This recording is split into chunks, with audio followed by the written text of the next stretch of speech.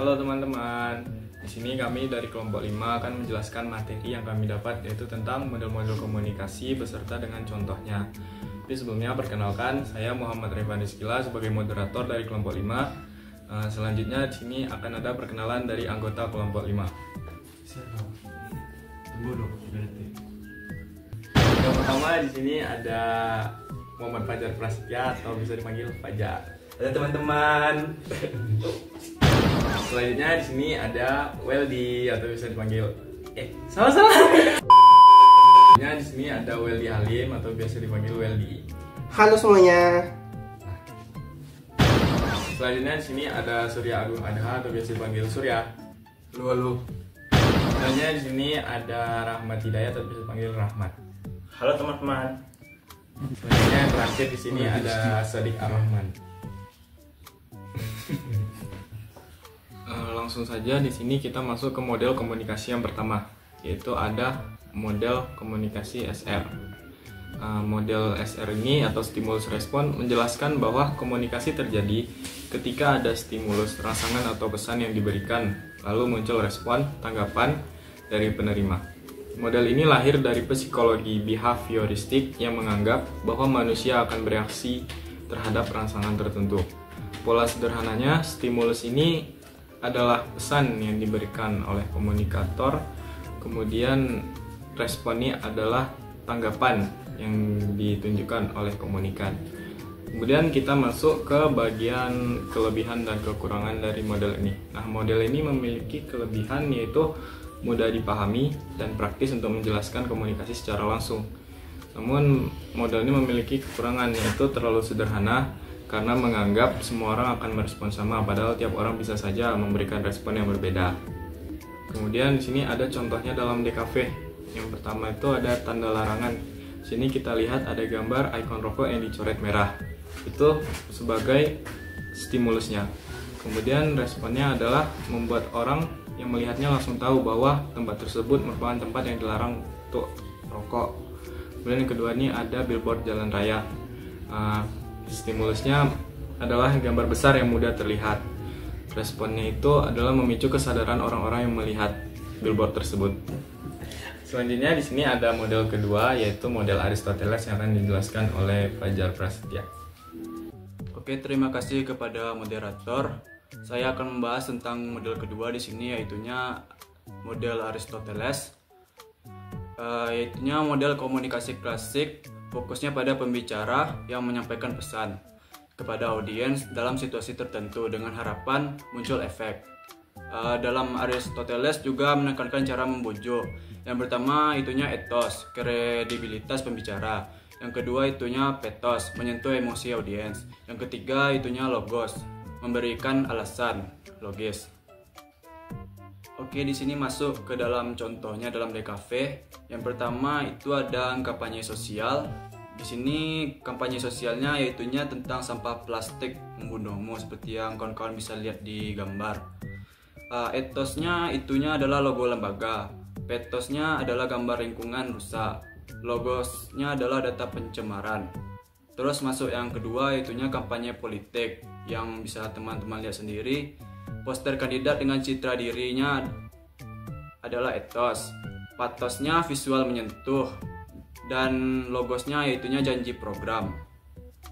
Selanjutnya ada model ketiga, yaitu model Laswell yang akan dijelaskan oleh Weldy Halim.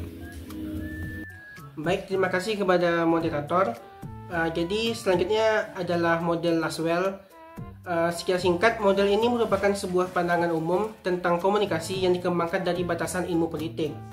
Laswell menjelaskan komunikasi dalam 5 pernyataan sederhana, yaitu who, siapa, say what, mengatakan apa, in which channel, melalui saluran apa, serta to whom, kepada siapa, dan juga with what effect, dengan akibat apa.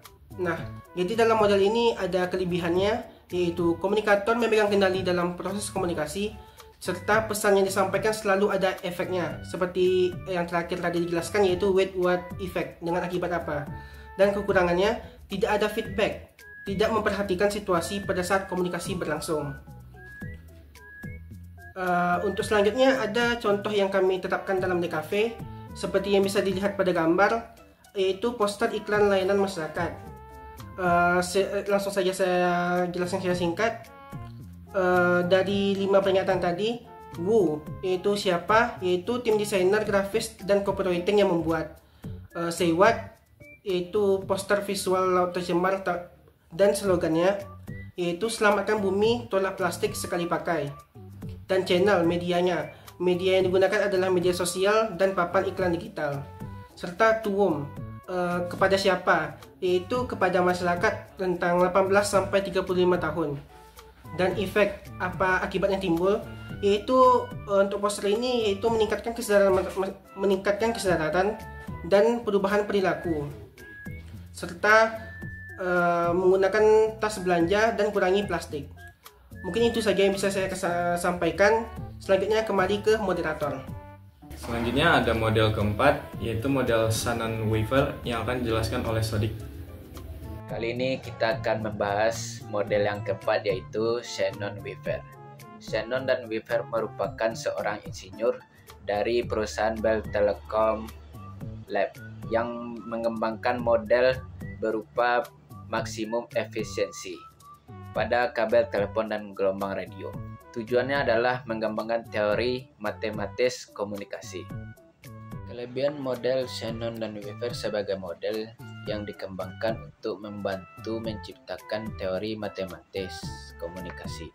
Sifat model Shannon-Weaver sering dikritik karena sifatnya yang terlalu sederhana dan mekanistik, terutama dalam konteks komunikasi antar manusia. Shannon-Weaver ini berfokus pada transmisi. Transmisi adalah alat atau mekanisme yang bertugas menyiapkan dan mengubah pesan menjadi sinyal yang bisa dikirim melalui saluran.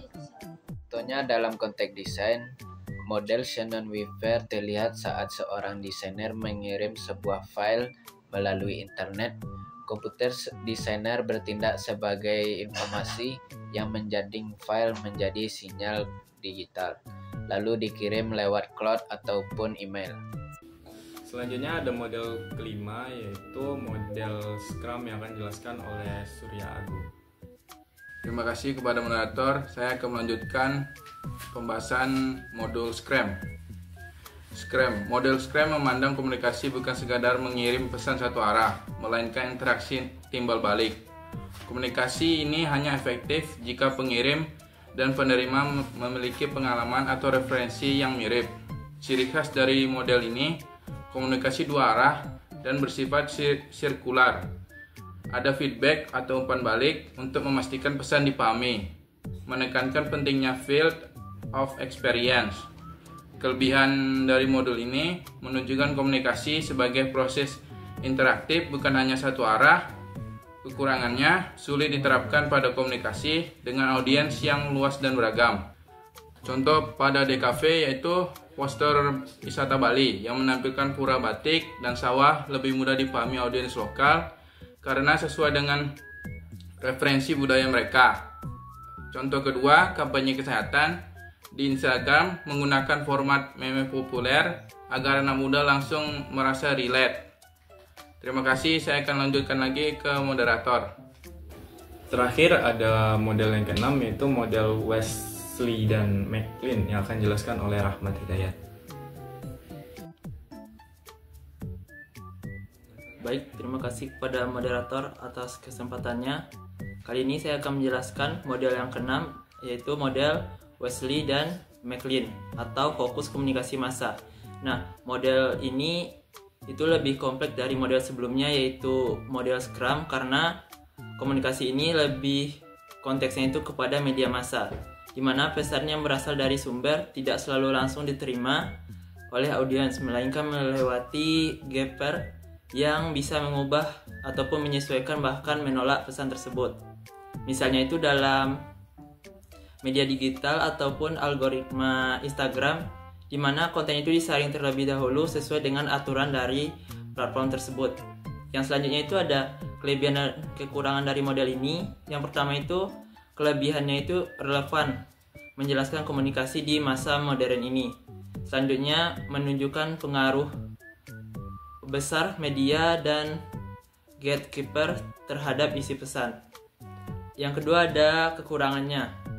Kekurangannya, komunikasi ini jadi lebih rumit karena melibatkan banyak pihak.